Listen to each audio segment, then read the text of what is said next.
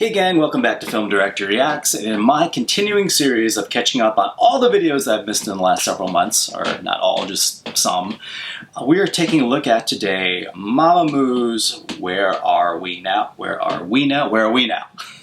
Okay, run the intro.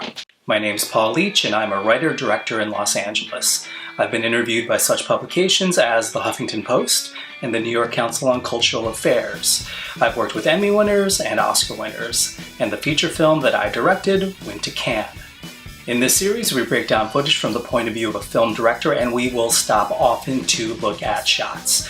If you have not seen this video or this footage before, please go watch the whole thing all the way through, because again, we stop all the time and then come back here and break down the footage together with us. So gang, again, if you have not seen this video, please go watch the video first and then come back here because we're going to stop a lot and break down the shots together. So one thing I want to say about Mamamoo is they're just amazing vocalists, and I think you all knew that, which is why you're watching this video. But they also, the big difference I feel like is they feel like women. Like their voices, they're like women voices. They sing like women, where a lot of people are like girl groups, they feel like a woman group, if that makes sense. All right, let's check this. I'm going to say this and watch this be kind of like a kiddie song. Prove me wrong, Mamamoo. Just make me look like an idiot. All right, here we go. And action.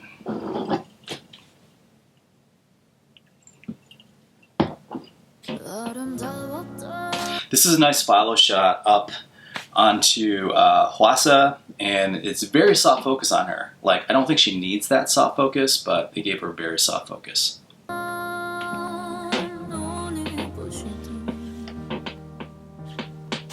This is a good shot.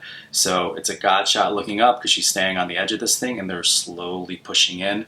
I hope there's something underneath here to protect her. Like in the United States, we're very, with the unions and stuff like that, everything on set is incredibly safe and there's all these safety precautions. In Korea, it's not quite the same. Like there's a lot of things that happen in Korea that would never happen on a set. So there might not be anything there, but if it's in the United States, there would have to be somebody, like something there, and probably a couple people down there spotting her. And so this is sort of a slower song to begin with. We'll see where it goes. So what we're having very slow kind of lilting sort of passes with the camera.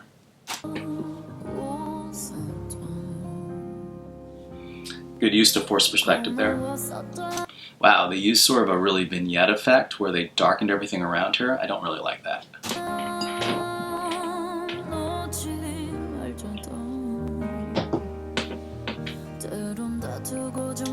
Nice pull out. This is a very beautiful composition where they set the girls on here, because you notice they gave the girls all a different level.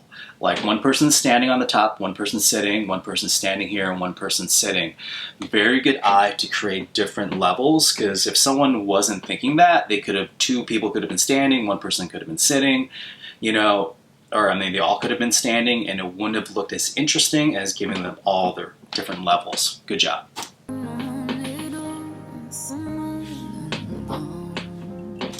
By the way, this is a really cool effect when they do this, because you just kind of see what's above the surface in a bathtub, but really nobody takes a bath in milky stuff. I mean, if you do, put it in the comments and say why, but I mean, I would never do that.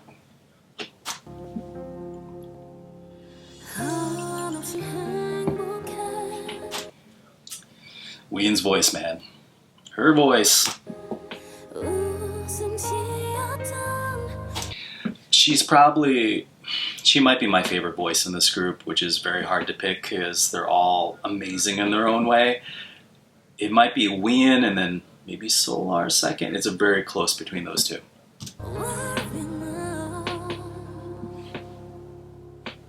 Gosh, so nice. I love, if you ever watch any of my Luna videos, I love real locations. Just look at all this texture here. This is so good. And then all this depth, you see miles away. So you're creating all this depth and it's empty. Why would you want to do that? Why would you want to do a shot like this? I would do a shot like this to show isolation and emptiness, that you have all this space and you're all by yourself. I don't know if that's what this is about, but beautiful. And a slow just pull out. All right, I just need to hear that riff again. Also a beautiful shot.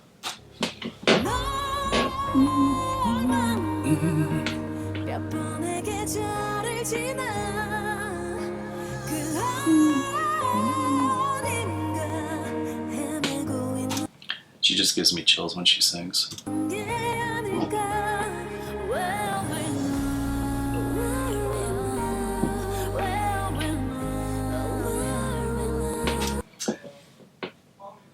This is a beautiful song.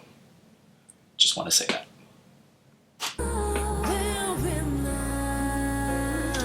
Good use of shallow focus. Everything's out of focus in the background. This is, I love shots like this because there's not too much light on her face. If you blew her face out too much, it would take away from the effect of these lights, which are kind of bokeh effect in the background just by being such a shallow focus. So what there is a very slight amount of light to create separation. Good use of light. As opposed to this, where she's blasted with light because the background is dark, so her face really stands out.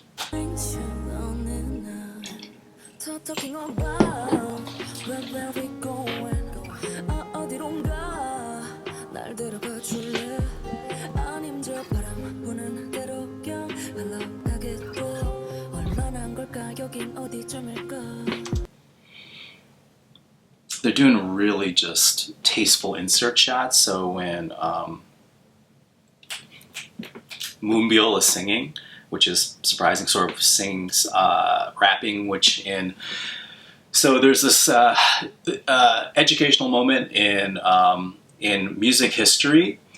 There's a guy named Schoenberg from Germany, and he did this thing called Sprechstimme, and what that was a sort of a sing-speak kind of thing. And then it was followed by like, no, Berg really didn't do that, but that was a 12-tone thing. But that Sprechstimme was kind of like, you know, it's like da da da da da da da kind of thing. I sound like a vampire, but that's kind of what it sounds like she's doing. It's cool. I mean, not there. She's singing.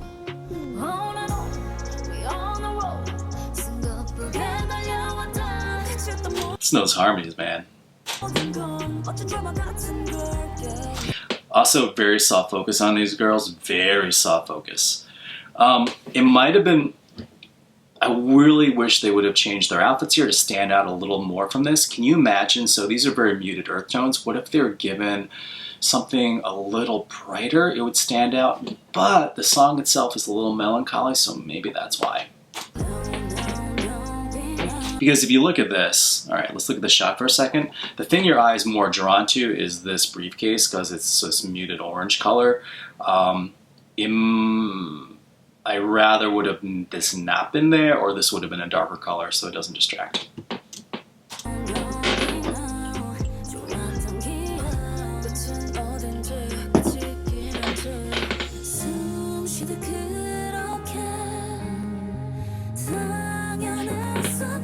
Beautiful. I don't know if these girls have ever looked better. They look amazing. Voices are incredible. Again, just adults. They seem like women. Those these birds in the background, these are probably all CG.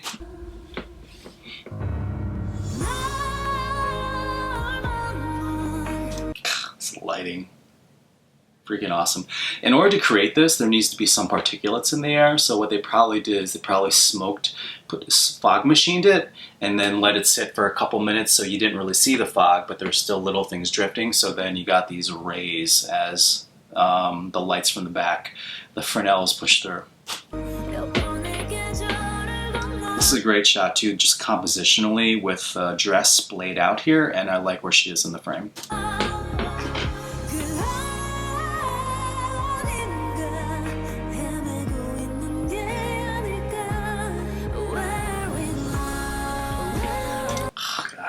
This is such a good song. Great shot. I mean, all the dark in the background, and they're wearing this light a little too blown out here. As you see, you're kind of losing this. So what happens is when you blow something out, the reason you don't want to overexpose anything is because when you overexpose, there's literally zero information. When it's all white and there's no information in that spot. So no matter what you do to try to adjust it, it's always going to be blown out. So you can't ever have it be where there's no information. So if you blow it out though, it could be artistic choice, which maybe is what they're trying to do. See, that was better lighting here on Hwasa. See the difference between this, where it's blown out, and this? It's a little better.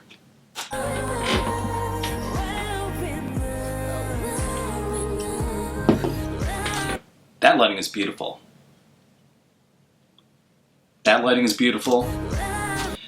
So what they're doing, I think, is because it's more close-ups, they're probably just shooting a ring light on her, just this beauty lighting, just to smooth everything out. Why do people use ring lights? You would never use it in film because it flattens everything, but you use it like a lot of times in music videos, or people do it in TV or the YouTube videos, because what it does, it just really flattens out all your imperfections, and it makes you just sort of like a beauty light.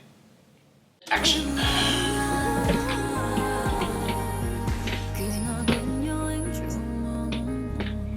I like Mamamoo how they use all these exteriors so often, like Starry Night was like that. It's the exact same shot again. Did they use that shot twice in a row? I think she stood up the first time. It's weird to reuse the same shot twice.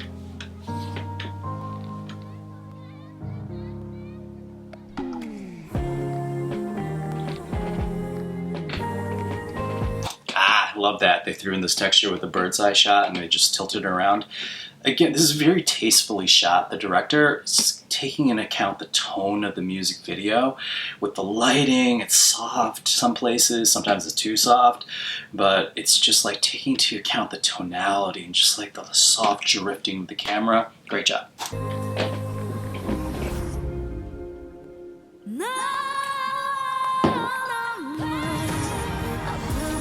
Great transition.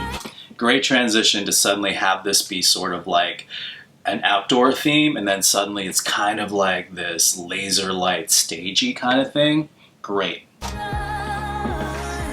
And then you show the bird's eye to show actually like the formation of where all the lights are going. Fantastic.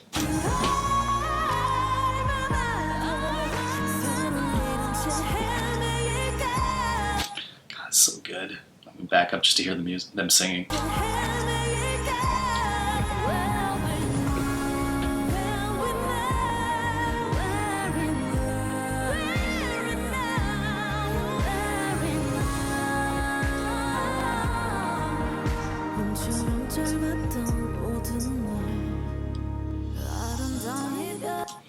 That was a good use of, it's called a glottal rattle. When Hwasa was singing, she was like, you know, that kind of thing. So some places they call it a vocal fry, which is actually the incorrect term. Well, it's sort of a modern term on it. The actual classical music term on it is a glottal rattle, which is the actual pedagogical term. The one thing these girls do really, really well is their expression. They don't just hit the notes. It's actually the way they sing the notes, which is actually what separates a really good singer from just an okay singer. Not just hitting the right pitches, but it's the way and the expression that you put into those pitches. Listen to it one more time. Did you hear that? One more time.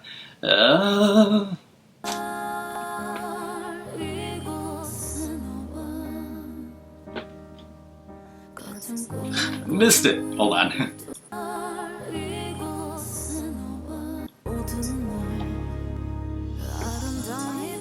There we go.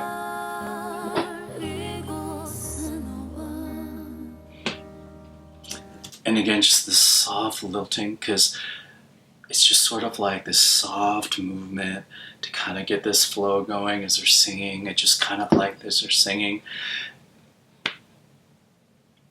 I wonder if there's gonna be a shot like this. It'd be cool. I didn't notice. It'd be actually cool if there was a shot where one of them looked right into the camera as it was moving. They just kind of tracked it to sort of connect with the audience. Let's see if it happens. Maybe I already did.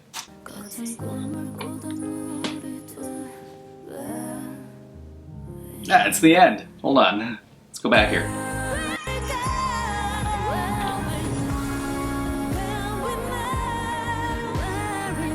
There. We watched the camera as it was moving. That was a good connection. All right, let's skip ahead to the end here.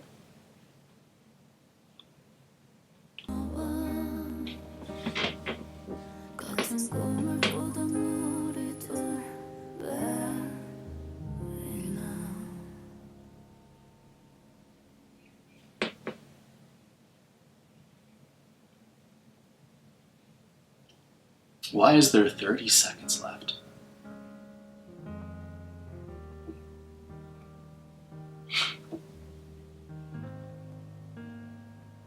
Oh, credits. What a beautiful song. That song was amazing. It's sort of like a throwback to, I feel like this is kind of like an old Boys to Men song. It kind of reminds me of that a little bit, and I know I'm dating myself by saying that, but man, it was just so good. You cannot, I mean, these girls, their singing is just so good, and they just really feel like women when they sing. Beautifully, tastefully shot. Like just again, the filters and the soft focus that the director used, just the lilt of the camera, just the gentle swings of the camera. It wasn't even a swing, it's just a drifting of the camera on the girls. Fit the tonality really, really, really well. So you always need to ask yourself when you direct something, what are you trying to say? What is the impression you're trying to give? And you change what you're shooting depending upon that. There wasn't any like high shutter speed. You could see a little motion blur, which is what you want, kind of, because that's how your eye naturally sees things. So it didn't feel jittery at all. It just felt really flowy. Wonderful job. So for Mamamoo's Where Are We Now, at least got 10 million views, 11 million. It's out a week, 2 weeks. This should have a lot more views. I know their stuff is killer. I wonder why. That's the deal. All right. Anyways, guys, that's a wrap.